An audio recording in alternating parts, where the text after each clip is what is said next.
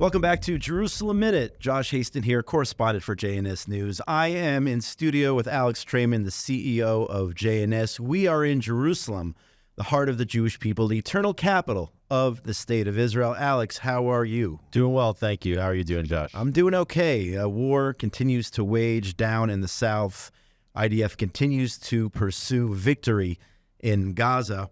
At the same time, one of the top stories this week is the United States continues to propose alternative plans for the IDF's upcoming operation in Rafah and Rafah. The Americans have presented their alternative to a full-scale conquest of Gaza, and there are three items here, according to what the U.S. plan says. Number one, the plan includes technological advances to secure the Gaza-Egypt border, prevent smuggling, arms smuggling. Number two, it includes the isolation and encirclement of Rafah by Israeli forces with targeted raids. Instead of a full-scale operation, they want targeted raids. And number three, the plan involves the establishment of a joint U.S.-Israeli command center to coordinate activities in Gaza. Senior U.S. officials stressing, of course, as they have been all along, the humanitarian situation for those in Rafah. What is your initial reaction to that three-pronged approach by the U.S. as opposed to what Israel says it's going to do, and that is a full-scale invasion of Rafah? Well, last night in a press conference, Prime Minister Netanyahu said that he has approved plans for a full-scale invasion of Rafah, which is the further southernmost Gazan city. And what that plan will entail is also moving the civilian population that's basically living there in tent cities to areas north of Gaza before they go in. But basically, this U.S. alternative is a plan to just not go into Rafah. That's clear. The United States doesn't want Israel to go in. They said, okay, if you need to carry out targeted raids because you have specific intelligence, you can go ahead. But they also are saying we want to set up a joint command center so that this way, if you have targeted intelligence, that you have to first clear with the United States even before you do a targeted raid. So a very different concept to how to deal with Rafah than what Israel wants to do. Israel's saying that there are Hamas battalions that are operating inside Rafah now, and they need to be cleaned out. I think Israel's made it very clear to the United States and will continue to make clear that this alternative is not an alternative at all, and that they do plan on going ahead. But I think that it's here obvious that the United States is just simply trying to prevent it from happening and trying to slow this war down. It seems like they have, week after week, all these creative ideas, whether it's a temporary port off the coast of Gaza to provide humanitarian aid, whether it's these three alternatives to going into Rafah. These are not creative alternatives, okay? I think that has to be made clear. Basically, what they're saying is don't go in, have better technology surveillance, which Israel's going to do anyway along the Gaza-Egypt border. That's not like a new idea. You have to prevent smuggling from coming in, and they're basically saying only go in on a targeted basis, as the same way that Israel would do, let's say, in a city like Jenin, in Samaria, where they only enter into those areas when there's specific intelligence. It's not. There's no like novel ideas in this plan. So let me ask you this. Explain this. Well, first of all, when I say creative, I mean not good, not necessarily good, not positive, and especially from where Israel's coming from. I'm definitely not in favor of any of these plans whatsoever. I think Israel has to do what it has to do. But Israel would be open to creative plans, right? So, for example, the United States came early in the war and said, create safe zones for civilians to move, and Israel took that advice and did. Allowed civilians to move through the humanitarian corridors to safe zones. Rafah was one of those safe zones. Of course, the danger of that creative plan was that now you have all of the remaining terrorists, including hostages, holed up in that safe zone that was part of this creative plan that was created in the beginning. And now you have to adapt and come up with a new creative plan. But here, there's not really creativity.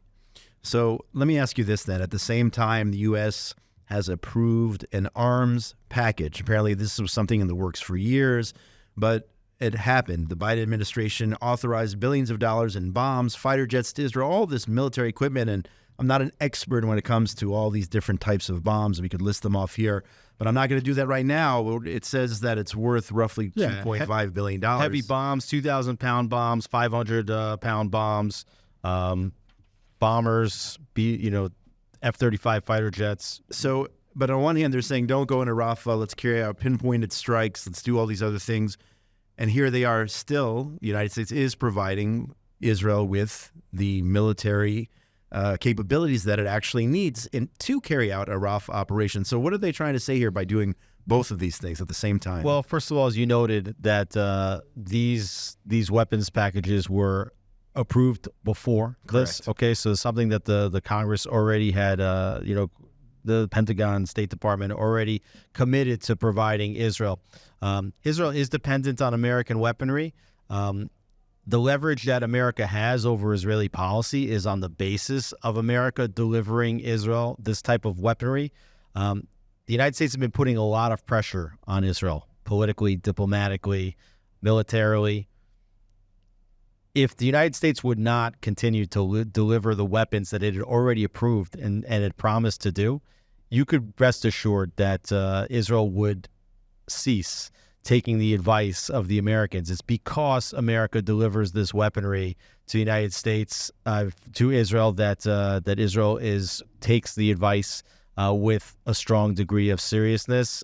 And I think the United States also knows that. And if they would stop doing that, it would cause a tremendous rupture in the relationship. So this is a way that the United States can say to Israel, we still have your back. We are still partners. We are still allies, and we maintain our commitments to you. These are commitments, right? It's not good graces. These are commitments that are part of a package that's already been approved. And I think the United States is just saying, look, we're still going to make good on our commitments. I want to switch gears here and look internally here in the state of Israel. I mean, it's been a different world since October the 7th. You had the realities of October the 6th. And I'm talking about all the demonstrations, anti-government demonstrations that took place before the 7th of October. And now what you have is a relatively, I would say, a new phenomenon. Kind of maybe even going back in some cases. You could argue that we're going back to October the 6th. In other words, lines are being blurred. And this past Saturday night, you had families of hostages. And again, I would never judge the actions of those who have loved ones being held, direct family members in Gaza. But you had families of hostages joining with anti-government protesters. Then there was a big blur there. You saw it on the streets of Tel Aviv. You saw it in Jerusalem just the other night as well. But they're saying that for the first time since the beginning of the war, those lines are really, really blurred. You have hostages who are aligning themselves with the anti-government movement. At the same time, you have groups like the Tikva Forum for Families of Hostages saying, no, we will not participate in anti-government protesters. Lines are being blurred. Lines are being drawn in the sand. And for me, personally, I'd say it's very scary because we are in a terrible place as a society, as a country before October the 7th. I'm talking about internally. And I don't want to go back to those internal disputes. We all have to be on the same page, carry out this mission of destroying the evil, which is Hamas, and then, of course, focusing on the north. But I don't like this disunity. And unfortunately, it looks like this past Saturday night, we got a taste of what could be more and more protests against the government, even by hostages, the families of hostages. There's a lot of pieces to unravel here. I think that from the beginning, we already saw the notion that the anti-Netanyahu movement, which is the same movement that was against Netanyahu during these 5 election cycles that we've had in the last 5 years, the same people behind the movement against the judicial reforms, which is what caused this protest movement, said tremendous signals of disunity through the nation, calls for civil war, calls that Netanyahu was going to lose the defense and intelligence establishments, that they wouldn't report to the reservists and Air Force pilots, wouldn't report to duty if they were called up. This sent the signals of disunity and vulnerability to Israel's enemies, and I think that most Israelis felt that we were going in a bad way, as you mentioned, before October 6th, and yet there was this unification that took place on October 7th. But from that very first moment, the very organizers of the anti-Netanyahu demonstrations for the last 5 years, the very organizers of the anti-judicial reform protests, who were exactly the same people, they immediately got on board with the hostage movement. It was a strategic decision that they took from day one, is to immediately support the families of hostages.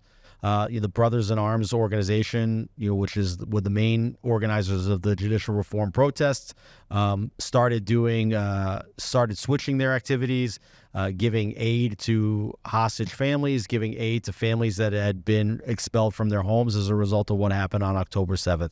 And it was only a matter of time before they restarted their agenda to try to push another election. And part of this also connects to what's been going on with the U.S.-Israel relationship, that they have been communicating to the United States that they think what needs to happen is a new election. And this is what they were doing also before October 6th, is going to the outside world and trying to put pressure for what they want domestically, to get that pressure being pushed from the outside. And you're seeing in the last few weeks how this strategy is now coming to a head. And once again, we have tens of thousands of people in the streets, this mix-up, mashing of the hostage families, who by and large, by the way, the communities that were hit the hardest on October 7th happen to be from left-wing communities, kibbutzim, that never vote for Netanyahu. Their voting practices are to vote against Netanyahu. They were against Netanyahu before October 7th. So it really wasn't a big stretch to see these families that want Netanyahu out, having nothing to do with October 7th, doubling down, and especially wanting him out after October 7th. So we're starting to see this very dangerous situation start up again. And what's particularly distressing about it is that we're not done fighting the war against Hamas. But more importantly, if we think that October 7th was a dangerous moment for Israel, we have another looming war with Hezbollah. And so to have, again, this disunity, this vulnerability is a sign of immense weakness that really Israelis should be better than expressing right now. Unfortunately, the chants the other night at the rally in Jerusalem, elections now, elections now. This was a rally either supported or organized by opposition leader Yair Lapid. He said it is called elections now. Prime Minister Netanyahu went on TV last night, and he argued that elections now would paralyze the country in the midst of war. It would paralyze negotiations for freeing our hostages, would bring an end to the war before the goals are completely achieved. That's what he says, elections. And he obviously is right. I mean, how can you, in the middle of all this, as we're fighting a war, take so many resources and money and just all your investment, which is dedicated towards defeating Hamas, and go to elections now? You have an opposition in this country that has been trying for the last 5 years to unseat Benjamin Netanyahu. Okay, we had 5 elections in 5 years. You don't see that in any other democracy around the world, so many elections. You can argue, as we've discussed on this program, that Netanyahu won all 5 of those elections, one after the other, after the other, after the other. We are barely a year and a half after the last election, not even.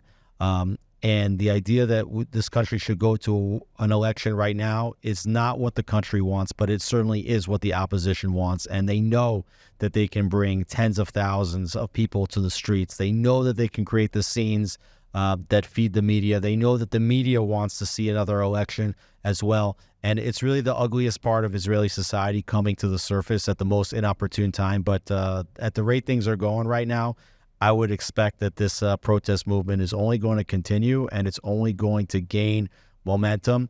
And we really have to see how it's going to play out together while Israel is fighting a military war and also a diplomatic war. But this doesn't really help any of the country's war aims. So turning our attention back to that military war, the IDF wrapped up a counter-terror operation in the Shifa hospital. We talked about last week how the terrorists came back to Shifa.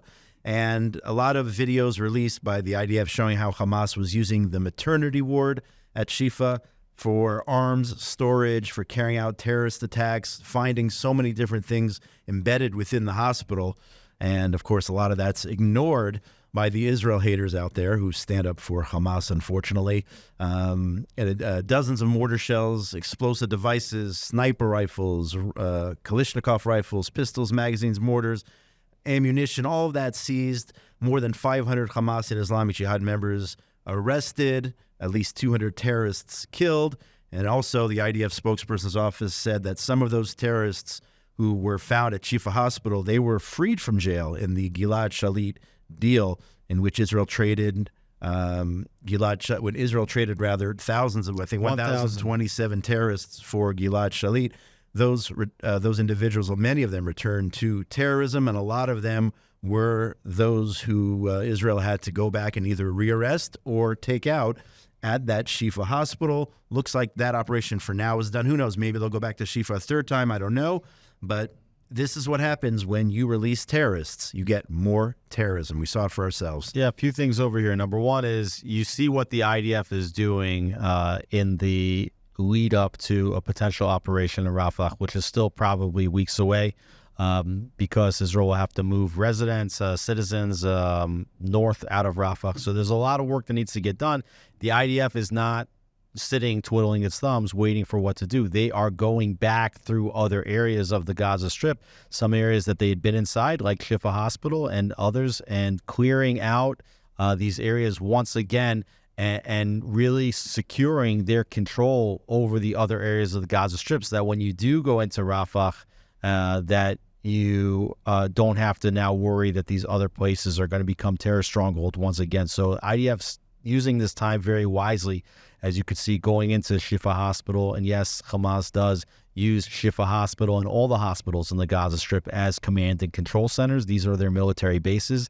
They intentionally set their bases up in hospitals because this is what sets up Israel for the diplomatic war, the narrative war, that Israel attacks hospitals. Yes, Israel attacks hospitals when they're used as military bases. And yes, the question about releasing terrorists from prison, and this is the whole strategy that Hamas wanted from day one. Take hostages in order to get prisoners out of Israeli jails. These prisoners are terrorists. Okay, Yahya Sinwar was a terrorist that was released from prison in the Gilad Shalit deal. And so now when we talk about releasing prisoners in exchange for hostages, what you're talking about is releasing known murderers or attempted murderers back into the society.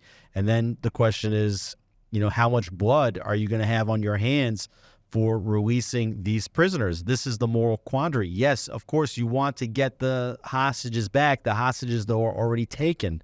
Okay, so yes, let's say you get back 30, 40, 50, 60, however many hostages might be left still alive. How many people will be killed as a result of letting these known murderers out of jail? Can you kill somebody else down the line in order to get somebody else home today? This is the moral question that the IDF and the Netanyahu and the leadership have to grapple with. So we're talking about the potential release of hostages in Israeli jails, but at the same time, unfortunately, here on the home front, there are many terrorists roaming throughout Israel. And yesterday we saw two serious terrorist attacks. One yesterday evening in Gan Yavneh, which is near Ashdod. 3 Israelis seriously wounded in a knifing attack by an Arab terrorist from Hebron. They say potentially he was working there at a mall in the town of Gan Yavneh. He had 2 knives on him. I saw all the footage, unfortunately, late last night, stabbing 3 Israelis. 2 are in serious condition. One is still fighting for his life, one of the Israelis who was wounded, a male, and one moderate. And let's just stress, moderate. You can say moderate, and it doesn't sound that bad. It doesn't sound that bad. Moderately wounded means you can be maimed for life, losing absolutely. a limb. It affects your life forever. So this was a serious attack. And then yesterday, also earlier in the day, an IDF soldier was wounded in the town of Beer Sheba, that's in southern Israel. The terrorists, they actually have the footage. I don't know if you saw this. They have the footage of the terrorist leaving his home in Rahat, in the community of the city of Rahat, the Bedouin town. And they have footage of him leaving his home, getting on a bus, getting off a bus, and then attacking a soldier at a bus station in Beer Sheba as the soldier, got off the bus. Thank God in this case, the soldier was only lightly wounded. In both cases, the terrorists were killed by security personnel who were in the area. But it seems, another Ramadan, another holiday, which is supposed to be a holiday of reflection and peace and tranquility, and all of that, yet we're seeing an upswing in terrorist attacks here on the home front. Yeah, if you talk about Ramadan, we're seeing headlines in other publications about the Friday prayers on the Temple Mount. The headlines are, another Friday Ramadan prayer session ends without violence. Yeah, I don't get right? that. It's because the expectation is that it absolutely could be violent, because these are people that are prone and have shown a pattern of going to violence during Ramadan. Ramadan has become a holy month for killing Jews in the land of Israel. Unfortunately, there was also the shooting in the Jordan Valley last week. Yes. And that shooting was perpetrated by a member of the Palestinian Security Forces. And that's the second such attack in the past month. It's been carried out by members of the Palestinian Security Forces who are American trained and have been provided with guns and weapons. So there's been a major uptick in deadly violence since October 7th. We already had an uptick before October 7th, but this has only gotten worse and worse. And there's no really telling what it's going to take to put the lid back on this intifada-style violence, which is now becoming a very regular, all too regular occurrence throughout Judea and Samaria, throughout other parts of Israel as well. Well, unfortunately, the focus, is not on this violence, at least by the so-called mainstream media. They talk about settler violence. That's a lot more attractive in terms of a headline. When Jews, graffiti a wall somewhere in Judea and Samaria, that draws international headlines. And as you said, in this case, the fact that they talk about how wonderful it is that another Friday passed peacefully. Yeah, maybe a Friday on the Temple Mount at a specific time and on a specific day passed peacefully, but certainly we are experiencing an upswing of terror. And this is in Israel proper, by the way. Beer Sheba, Gan Yavneh, and cities throughout the country. There is mass incitement to violence that comes from the Temple Mount during the sermons that are hanging Hamas flags. It's not that these are sermons of peace that are being offered there, and it just so happens that the people that go up there to worship, they don't believe what the imams are telling them, and they decide to become violent on their own. They are being incited to violence by their political leaders, by their religious leaders, and that is totally different than whatever happens in Israel, where people are taught that even if there's a threat, that you don't respond violently. That is the nature of what's being taught in Israel versus what's being incited in the Palestinian society. Yeah, this has been a problem all the way since the Oslo Accords back in the 90s, and we're still seeing the results of that today. We've talked about Gaza, we've talked about Judea and Samaria. Looking to the north, an Israeli soldier lightly wounded on Tuesday by a rocket launched by Hezbollah from southern Lebanon, and it seems that almost every hour at this point, I'm getting alerts on my phone that more and more rockets are being launched at civilians and soldiers, whoever they fire at, by Hezbollah and Lebanon. It's almost hourly. I'm getting the code red alerts on my phone. Yeah, what we're starting to see also is that Hezbollah is using rockets that have much heavier warheads than they were in the past. So they're using heavier equipment that can do a lot more damage to infrastructure. Now, it's not killing too many people because Israel had already evacuated tens of thousands of residents from these areas. But at the rate that we're starting to see them using heavier weaponry, I think it's not too long before we would start to see Hezbollah potentially using some longer range rockets. And really, there's some degree of luck that's involved here, because if those rockets, if these attacks happen to be more deadly, and each one of these attacks could be extremely deadly, that is the type of incident that could then spark this wider conflict that most Lebanese and Israelis and the whole international community are worried about. If that wasn't enough, Alex, we turn all the way to the south, the tip of Israel, the border there with Egypt, Eilat, the resort town of Eilat, Israeli city, very popular on the Red Sea. With the tourists on the Red Sea. They had an attack directed against it. It's not the first time. A building was lightly damaged in a drone attack overnight on Sunday, according to the IDF. UAV was launched from Iraq and entered Israeli territory from Jordan. A group called the Islamic Resistance, an umbrella group of Iranian-backed radical Shiite Muslims in Iraq. And they are also, again, not for the first time, but they are also trying to be heard as well, show that they can stand up to Israel and launch these rockets at the southern town of Eilat. You really understand that Iran has created a complete ring of fire around the state of Israel, and it's not just Hamas. This isn't a war between Israelis and Palestinians. Okay, this is a war between Israel and Hamas, between Israel and Hezbollah, between Israel and the Houthis, between Israel and the various terror organizations that have destabilized Iraq and Syria. And the one fabric that connects all these terror organizations is Iran. This is a war between Israel and Iran's terror proxies that are for the first time operating as a true terror axis against the state of Israel. And Israel really has to be aware and is aware that it is fighting a multi-front war. And since this war started, Israel has been retaliating, not just in Gaza, also in Lebanon, also in Syria, as we saw this week, strikes north of Aleppo and Damascus, and also now we'll see if Israel will retaliate inside of Iraq. This might be a weekly segment on the show. I think we're going to call it, Alex, Did You Know? I know we did it last week. Did you know, Alex? And this to me is just unbelievable. The sister of the head of Hamas, she lives, guess where? Here in Israel. The sister of the head of Hamas, Ismail Haniyeh. She is married to an Israeli Bedouin, from what I understand. And she's been living for many years here in the state of Israel, somewhere in the south. But Israeli security forces yesterday arrested the sister of Hamas leader Ismail Haniyeh on suspicion of associating with and supporting Arab terrorists. No surprise to me. Well, why would a sister of Ismail Haniyeh be associated with or supporting Palestinian terrorists? I think the bigger surprise is, why is she living in a Bedouin town? Because you don't see too much intermarriage between Palestinians and Bedouin. Even among Palestinians, it's very tribal, and one tribe doesn't really. One clan will not marry members of another clan. She must be a really special lady, this one.